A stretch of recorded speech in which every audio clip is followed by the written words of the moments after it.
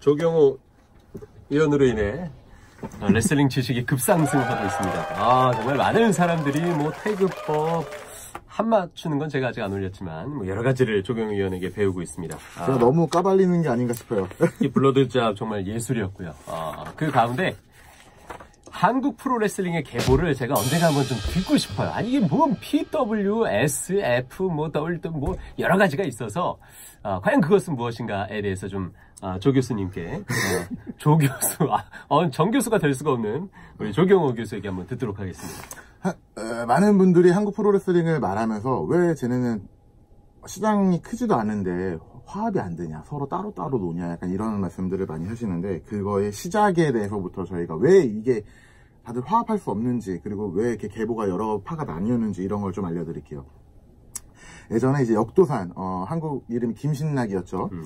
역도산 선생님이 일본으로 이제 이주를 하면서 스모로 유학을 가시면서 일본에서 스모 선수를 하시다가 스모의 약간 좀 차별 이런 거를 받으면서 우연찮은 계기로 프로레슬링을 시작하게 돼요. 그래서 이제 미국에 가서 프로레슬링을 배우고 그거를 본인 후원 회장이랑 함께 일본에서 프로레슬링을 시작한 게 동양권에서는 일본에서는 프로레슬링이 시작이 되는 거예요. 이제 그런 식으로 일본에서 스타가 됩니다. 역도산이. 근데 그 소식이 한국에도 전에 들려와요. 역도산이 사실은 한국 사람이다. 이러한 스타가 있다더라. 그리고 그 전파가 일본 옛날에 그 TV 위성 전파가 남부 지역에서는 그게 터집니다. 그러면서 부산 쪽에서 그걸 접한 분들이 있고, 고흥에서 전남 고흥에서 그거를 접한 분이 계셨는데, 그거를 이제 김일 선생님은 그거를 보고 저 사람처럼 돼야겠다 하고 일본으로 가신 거예요.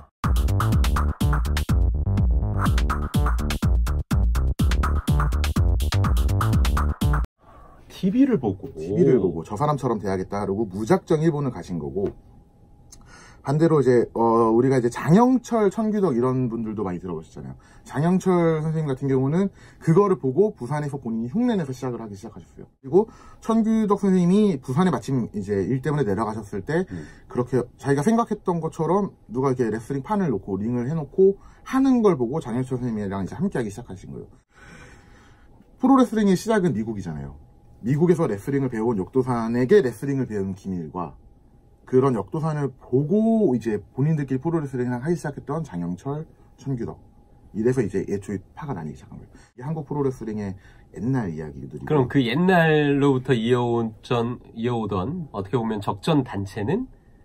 사실은 한국 프로레슬링, 대한 프로레슬링 협회가 있는데, 그거는 이제 원래 장영철 선생님이 쭉 예전부터 해오신 거죠.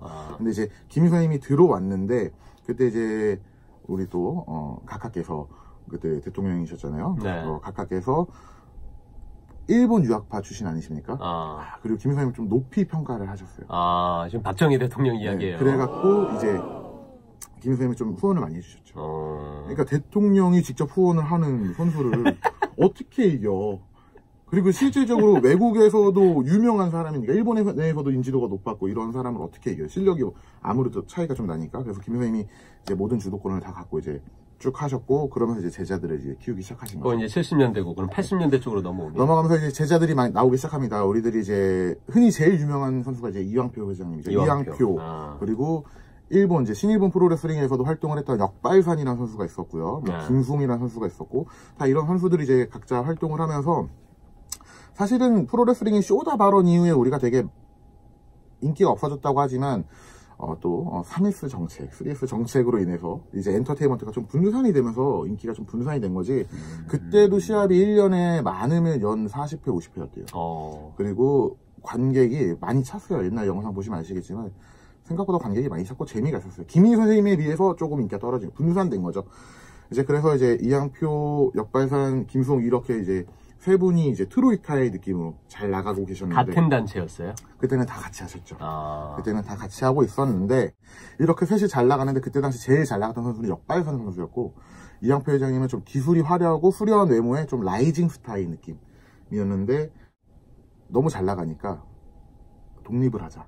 독립을 하자라는 그런 바람 속에서 본인이 먼저 나와서 독립을 해서 신한국 프로레슬링이라는 단체를 만들었어요. 신한국 프로레슬링. 이왕표 회장님. 이왕표 회장님이 원래 신한국 프로레슬링이라는 단체를 만들고, 그러면서 이제 좀 파가 나뉜 거죠. 근데 기존의 대한프로레슬링 협회, 뭐 장현철부터 시작했지만 김 선생님이 이제 정권을 잡고 그 뒤에 이제 트로이카가 잡고 있던 그 위에 프로모터를 끼고 있던 대한프로레슬링 협회를 빼고 이양표 회장님이 나와서 새로 신한국 프로레슬링을 만들었는데 그러면 전통성이 없잖아요. 이양표 회장님 머리가 좋으신 게 김 선생님 모셔오는 거예요. 한국 프로레슬링 하면 누구예요? 김일이지. 그러니까 이 전통성이 이상하게 이쪽으로 넘어온 거죠.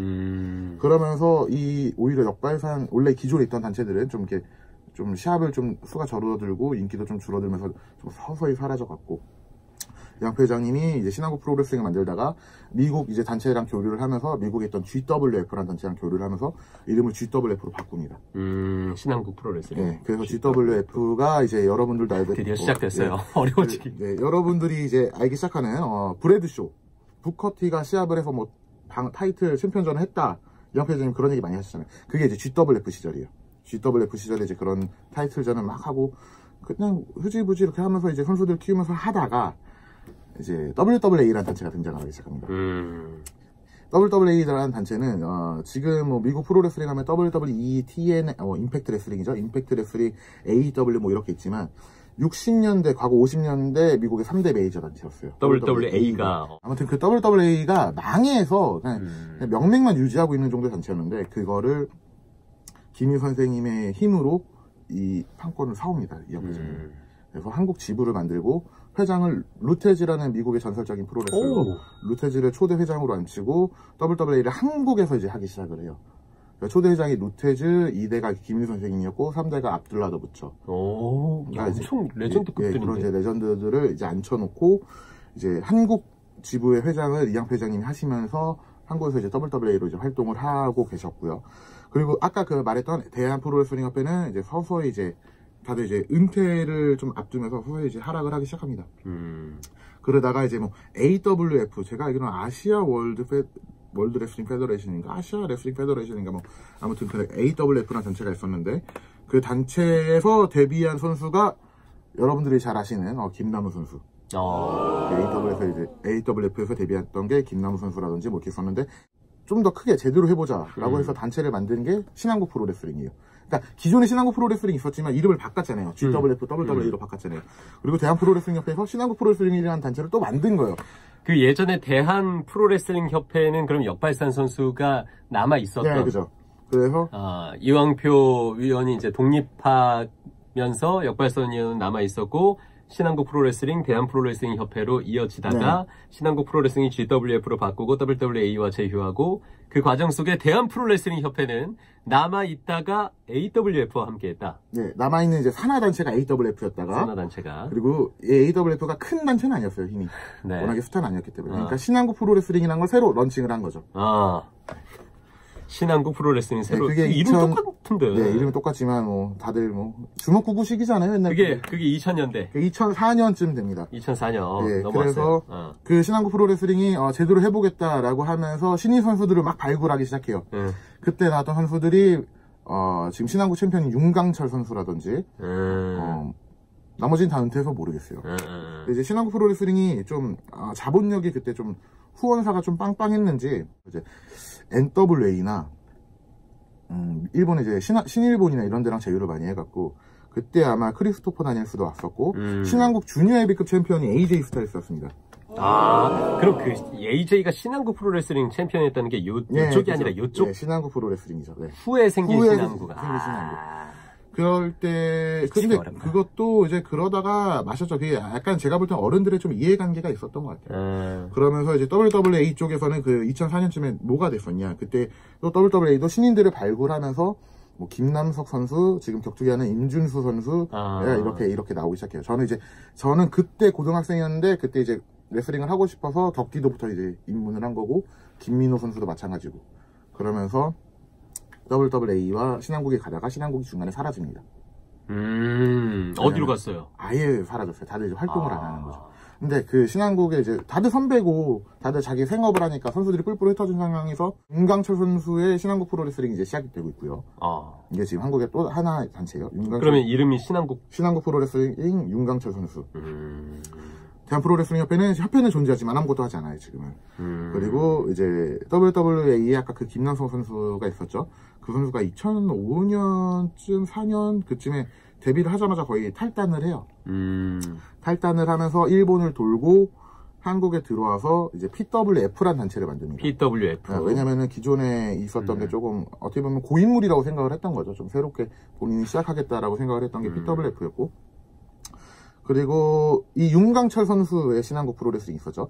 신한국 프로레슬링을 그 전에 본인이 윤강철 선수가 가져가기 전에 윤강철 선수의 제자가 있었습니다. 그 제자가 이름을 언급한 걸 되게 싫어하시는데 하여튼 김 선수가 있었는데 그 선수가 또 윤강철 선수 밑으로 빠져나서 생각이 본인이 달랐던 것 같아요. 그래서 좀 본인의 단체를 만들어서 그 단체를 운영을 합니다. 그게 아마 한동안 좀 한국에서 유행했던 PLA라는 단체였고요. PLA? 예. 그리고 그 PLA의 소속 선수가 있었는데 저는 일본에 있다가 일본에서 외국에서 데뷔를 하고 한국에 왔는데 단체가 너무 많은 거야. 그래서 WWE는 시합을 잘 안 하고 PLA가 얘네들이 한 달에 한 번씩 시합을 했어요. 그래서 얘네랑 시합을 같이 뛰어주면서 제가 레귤러로 용병으로서 뛰어주면서 그 김 선수의 제자 중에 한 명을 제가 조금 리빌딩 하기 시작하죠. 그래서 제가 그 제자 시오라는 선수를 조금 리빌딩을 시켜주면서 이 선수가 분리를 해서 본인이 또 본인 단체를 차립니다. 그게 지금 요즘에 제일 잘 나가고 있는 PWS. 챔피언 된. 네.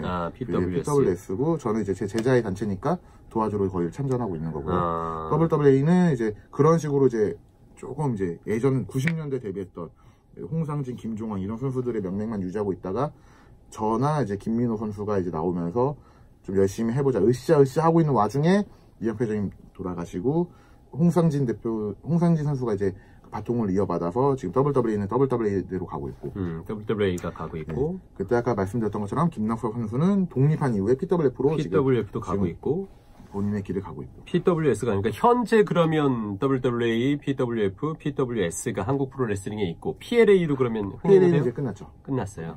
더 이상 안 해요. 네. 윤강철 선수의 신한국 프로레슬링. 윤강철 선수가 주로 있는 게 일본이에요. 그래서 일본에서 신한국 프로레슬링이라는 이름으로 흥행을 열기는 해요. 왜냐면 후속 선수가 없기 때문에. 일본에 있다. 네. 이렇게 한 3대 단체가 지금 현재는 세 개가 있다고 보시면 됩니다. 있다. 좀 간략하게 설명한 거예요. 지금 간략하지 않아요. 이거 못 알아듣겠는데 중간에 다시 영상 보면서 제가 자막을 좀 입혀봐야 될 텐데 좀 어려워요, 사실. 네, 그러니까 다들 이해관계가 안 맞기 때문에 분리를 한 거고 독립을 한 거고 이런 거라서 사실 그렇잖아요. 그러니까 그 말씀해주신 이왕표 역발산 또 한 분이 누구셨죠? 그 트로이카? 김수홍. 김수홍.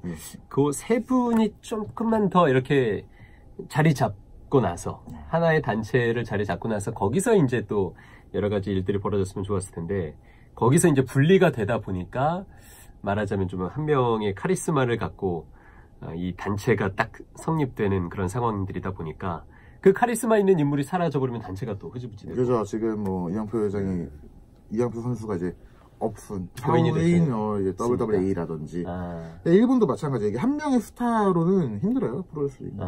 일본도 뭐 미사라 미츠하루라는 전설적인 선수의 노아라는 단체가 있었는데 그 선수 죽고 나서 단체가 워낙 휘청거렸고 그렇기 때문에 WWE가 복수 스타제를 하는 건 되게 잘하는 일입니다.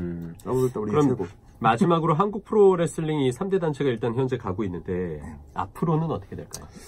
각자 이해관계가 다르기 때문에 협동하기는 쉽진 않을 것 같아요. 그래도 제가 이제 그 PWS 같은 경우는 제 제자가 이제 하고 있으니까 좀 참전을 해주고 최대한 좀 많이 같이 하려고 노력은 하고 있는 중이에요. 일단은 각자 좀 성장해서 그 이후에 어떤 뭘 도모하더라도 일단은 각자 좀 자리 잡는 게 우선이다. 네, 그리고 이제 제가 시합을 많이 뛰더라도 단체가 다르더라도 그 단체마다의 색깔이 있기 때문에 프로레슬링 팬들의 그러니까 입맛이 다 다르잖아요.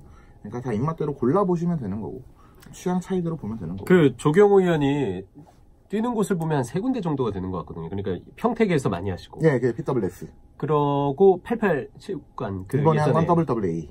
KBS KBS 88 체육관. 예. 그게 WWA. 예. 그리고 그 방학동에서 그때도 PWS였어요. PWS가 근데 평택에서 하다가 가끔 방학동에서. 그렇게 한다. 찾아보시면 그 펼쳐지는 현장들에 관련된 소식들이 종종 나오니까 또 현장 저도 이제 조만간 한번 가볼 계획인데 이렇게 조경호 위원 한번 응원하러 가보는 것도 좋을 것 같아요. 항상 다치지 마시고 건강하시고. 테이블 또 언제 부쉈어요? 며칠 전이에요? 그저께죠. 테이블 클러치. 예. 그저께 테이블을 엄청 또 세게 부쉈는데 하여튼 뭐 조경호 위원이 앞으로 오래오래 건강하게 레슬링하길 기대하면서 한국 프로레슬링 계보 정리 저도 정리가 안 됐지만 제가 자막 잘 만들어 볼게요. 정리 마치도록 하겠습니다.